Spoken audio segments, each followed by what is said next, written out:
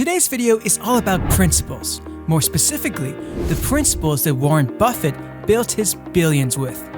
This legendary investor has been loud and proud about his dedication to strict rules and principles of value investing. If you're enjoying these videos, it would mean a lot to us for you to leave a like and subscribe to the channel. Alright, let's not waste any more time. Here are 6 principles that made Warren Buffett a billionaire.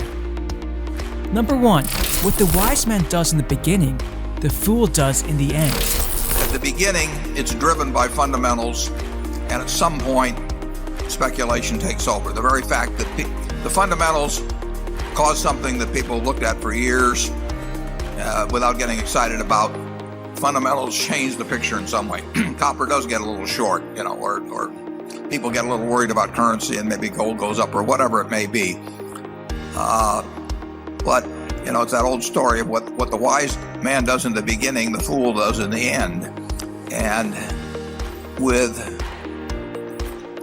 any asset class that has a big move that's based initially on fundamentals is going to attract speculative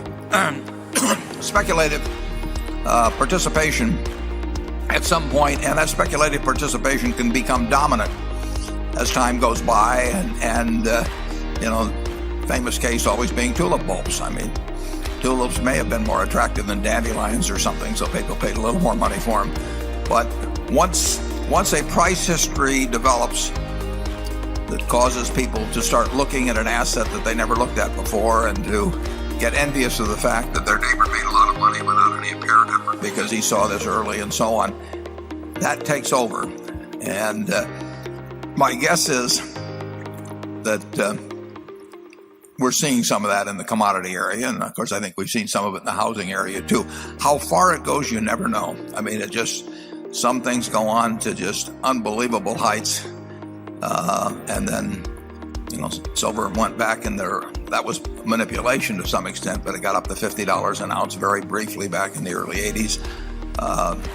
But the eyes of the world that never looked at silver when it was $1.60 or something, or $1.30 back in the 60s, everybody in the world was looking at it, and some were shorting and some were buying, but it becomes a speculative football. And my guess is that an awful lot of the activity in something like copper now is speculative on both sides of the market. If it goes to $5 a pound, who knows? But you are looking at a market that is responding more to speculative forces now than to fundamental forces, in my view. Number 2, simplify your strategy. Let's say you've taken that $10,000 and you listen to the prophets of doom and gloom around you, and you'll get that constantly throughout your life. And instead you'd use the $10,000 to buy gold. Now, for your $10,000, you would have been able to buy about 300 ounces of gold.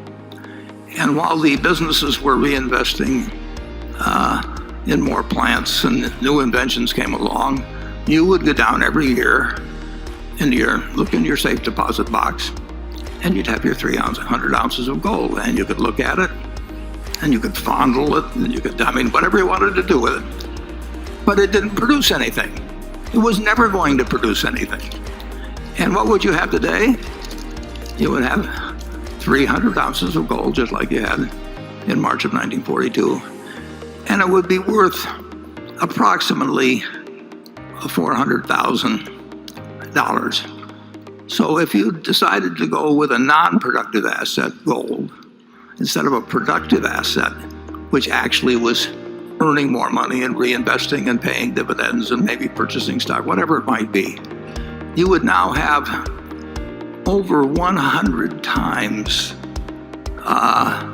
the value of what you would have had with a non-productive asset. In other words, for every dollar you have made in American business, you'd have less than a penny of gain by buying in the store of value, which people tell you to run to every time you get scared by the headlines or something. Number 3, you can still land big returns with small but smart investments. I was working with a tiny amount of money.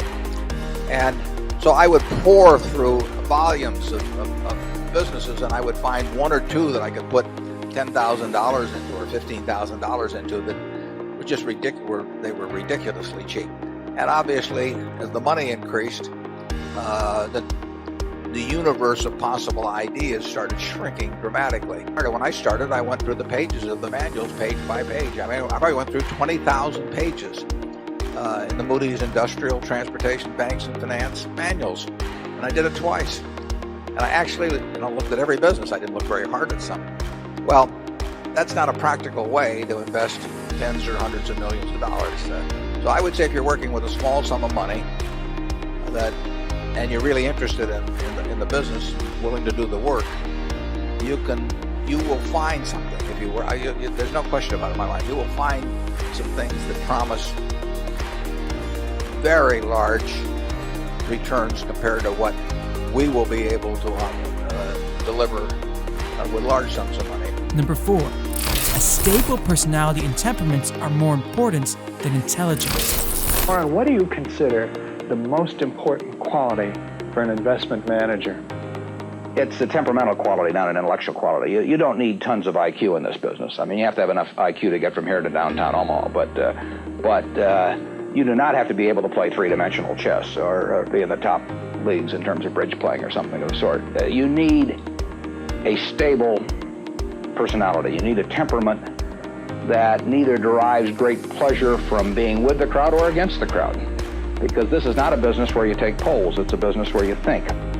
And Ben Graham would say that you're not right or wrong because 1,000 people agree with you. And you're not right or wrong because 1,000 people disagree with you. You're right because your facts and your reasoning are right. Number 5, don't judge a business by its stock price. Certainly most of the professional investors focus on what the stock is likely to do in the next year or two, and they have all kinds of arcane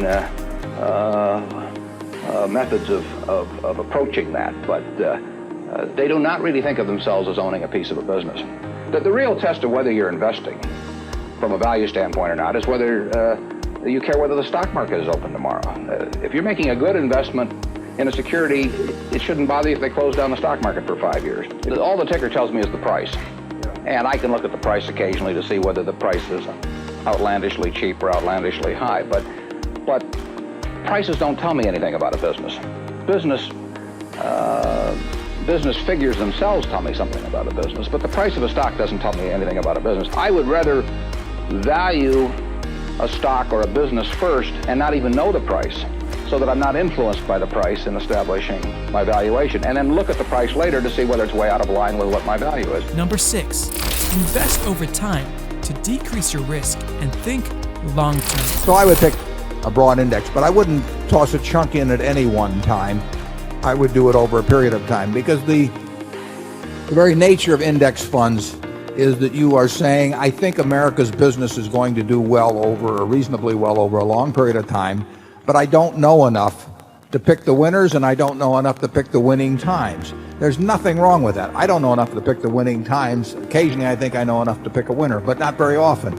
And I certainly can't pick winners by going down through the whole list and saying this is a winner and this isn't, and so on. So the important thing to do, if you have an overall feeling that business is a reasonable place to have your money over a long period of time, is to invest over a long period of time and not make any bet implicitly by putting a big chunk in at a given time. So there you have it, folks. 6 solid principles for guiding your investment journey. If you stick to your guns and make smart picks, you could follow in his footsteps and create an impressive portfolio. We hope you enjoyed this video and found value in it. If so, leave us a like and subscribe to the channel for much more content. And I really recommend you check out this next video if you want to dive into the secrets of the billionaire mindset. We created a list of 5 must-read books that will empower anyone to become a better money manager. See you next time.